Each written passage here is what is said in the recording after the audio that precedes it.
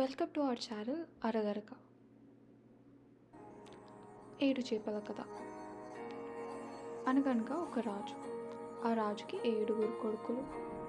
ఆ కొడుకులు ఒకరోజు వేటకు వెళ్ళి 7 చేపలు తెచ్చారు. ఆ 7 చేపలు ఎండలో పెట్టారు, కానీ అవి ఎండలేదు.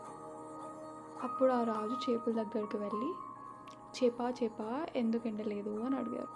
గడ్డి మెట్ట అడ్డం వచ్చింది అని చెప్పింది చేప. గడ్డిమెట్టు దగ్గరికి వెళ్ళి, గడ్డిమెట్టు ఎందుకు అడ్డం వచ్చావు అని అడిగారు. ఆవు నన్ను తినలేదు అని చెప్పింది గడ్డిమెట్టు. ఆవు దగ్గరికి వెళ్ళి, ఆవు ఎందుకు తినలేదు అని అడిగారు. నా పాలు తీయలేదు, అందుకే నేను గడ్డి తినలేదు అని చెప్పింది. పాలు తీసేవారి దగ్గరికి వెళ్ళి, పాలు ఎందుకు తీయలేదు అని అడిగారు. మా పాప ఏడ్చింది, అందుకే తీయలేదు అన్నాడు. పాప దగ్గరికి వెళ్ళి, పాప ఎందుకు ఏడ్చావు అని అడిగారు.